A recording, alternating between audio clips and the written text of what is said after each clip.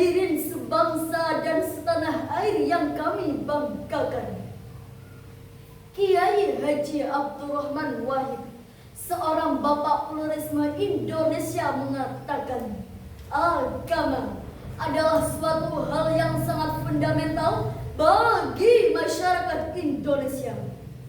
Konsekuensinya, sebagai penganut suatu agama di Indonesia, ia pasti dihadapkan bukan hanya dengan umat yang seagama, melainkan juga dengan umat yang berbeda agama.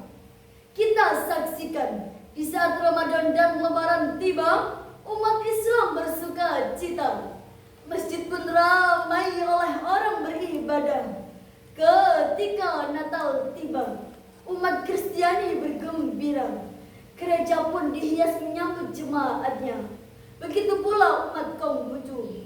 Namun hadirin, jika seseorang beragama memiliki keyakinan bahwa semua agama benar, ia akan dianggap berakidah samar-samar.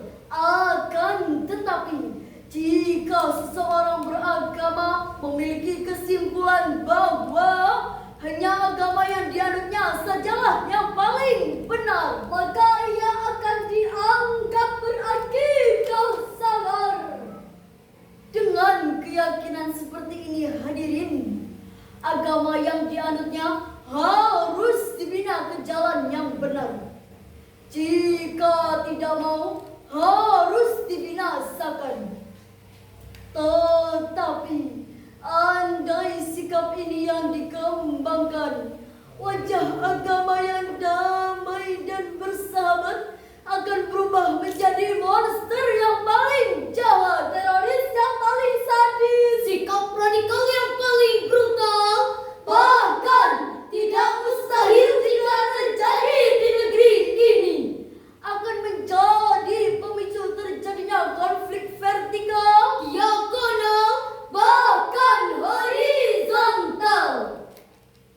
Lantas, untuk menyikapi persoalan pada kesempatan kali ini, kami akan menyampaikan syarah Al-Quran dengan judul Moderasi Beragama di Tengah Masyarakat Majemuk, dengan landasan firman Allah di dalam Al-Quran surah Al-Hujurat ayat 13 sebagai berikut.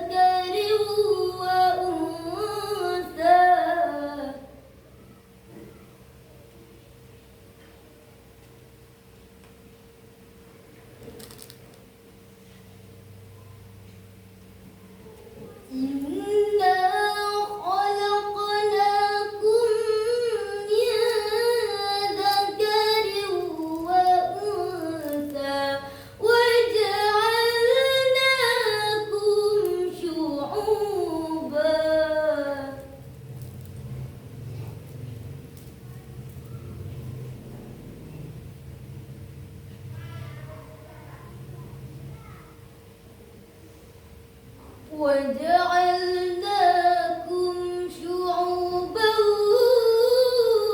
وَقَبَائِلَ لِتَعَارَفُوا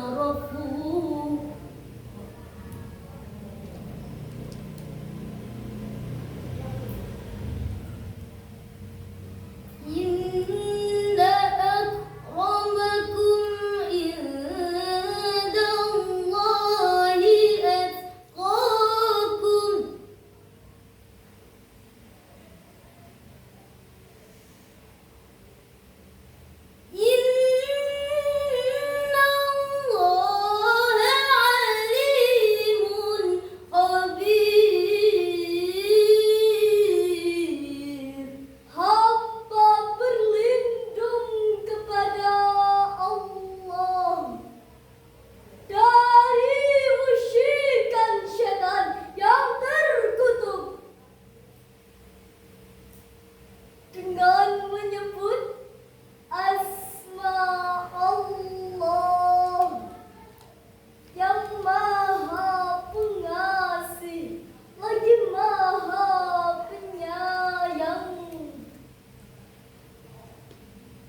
Hai manusia, sesungguhnya kami menciptakan kamu dari seorang laki-laki dan seorang perempuan, dan menjadikan kamu berbangsa-bangsa dan bersuku-suku supaya kamu saling kenal mengenal. Sesungguhnya orang yang paling mulia di antara kamu di sisi Allah ialah orang yang paling takwa di antara kamu. Sesungguhnya Allah Maha mengetahui lagi Maha mengenal. Hadirin yang berbahagia, Imam Suyuti dalam tafsirnya Tafsir Ad-Durrul Al-Manthur fi Tafsir Bil Mathur halaman 10 dijelaskan turunnya dua kisah surat ini. Yang pertama, pada saat Rasulullah sallallahu alaihi wasallam memasuki kota Makkah dalam peristiwa Fathul Makkah, Bilal bin Rabah naik ke atas Ka'bah lalu menyerahkan azan, dan sebagian penduduk Makkah berkata, "Kuda hitam inikah yang azan di atas Ka'bah?" Disebutkan dalam riwayat lain bahwa Harith bin Hisham mengejek dengan berkata, "Apakah Muhammad tidak menemukan selain burung gagak ini untuk berazan?" Lalu turunlah surah Al-Hujurat ayat 13 ini. Yang kedua, Nabi Muhammad sallallahu alaihi wasallam meminta kepada Bani Bayatta untuk menikahkan salah satu putri mereka dengan bekas budak seseorang yang bernama Abu Hind. Tetapi mereka menolak dengan alasan, "Ya Rasul, bagaimanakah bisa kami menikahkan putri kami dengan bekas budak kami?" Lalu turunlah surah Al-Hujurat ini. Hadirin yang kami muliakan, Allah Subhanahu wa ta'ala menciptakan kita sebaik-baik penciptaan. Dikala kita masih memperdebatkan perbedaan, masih mempersoalkan keberagaman, maka kita tinggal menunggu kehancuran. Sebagai individu, umat muslim wajib menguatkan akidah Islamiyah. Sebagai makhluk sosial, harus menguatkan ukhuwah insaniyah, ukhuwah diniyah, bahkan ukhuwah wataniyah dalam bingkai Bhinneka Tunggal Ika. Setuju hadirin? Namun di sisi lain hadirin, tinta emas kini menjadi tinta kelam. Negara kita tercinta ini kini identik menjadi umat ekstremis, radikalis, bahkan teroris. Sebagai bukti, BBC.com pada tanggal 6 Januari 2023 sampai 2024, di sepanjang tahun 2023 telah terjadi pengusikan rumah ibadah. Itu adalah contoh tidak menghargai kemajemukan, kepercayaan yang sudah ditinggalkan. Masyarakat pun tak mau ketinggalan. Bahkan hal tersebut akan memicu konflik yang akhirnya terjadi semakin mengandaskan. Astagfirullahaladzim. Hadirin rahimakumullah, beragam budaya menjadi tradisi antar suku dan etnis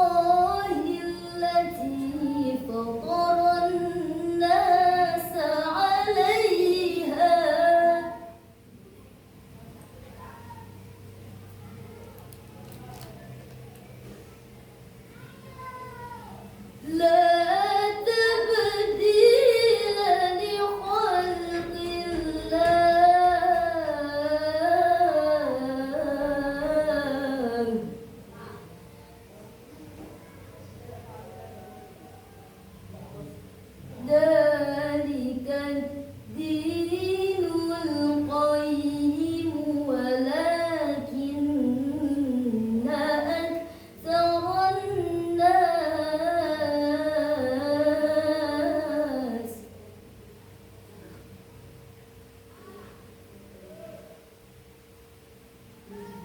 ولكن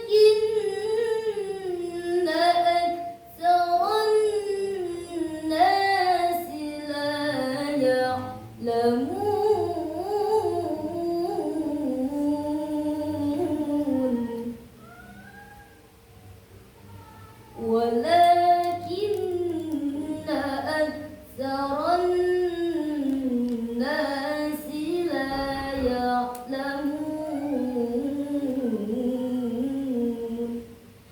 صدق الله العظيم.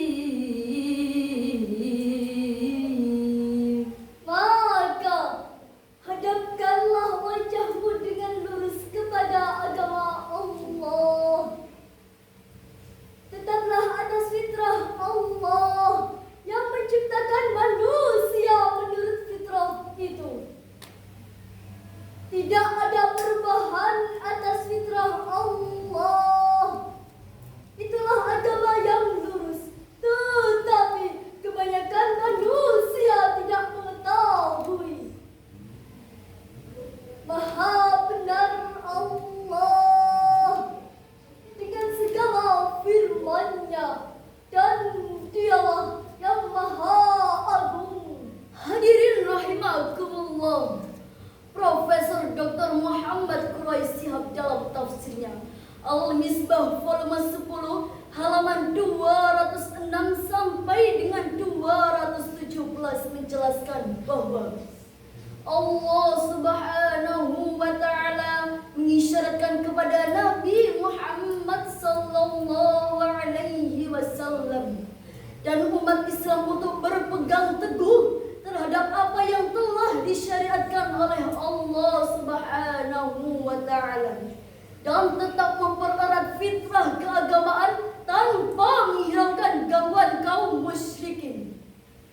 Mari kita dengarkan bersama syair yang akan kami bawakan. Umat Islam, rumah sucinya masjid. Umat Nasrani, rumah sucinya gereja. Umat Hindu, rumah sucinya vihara. Umat Buddha, rumah sucinya pura.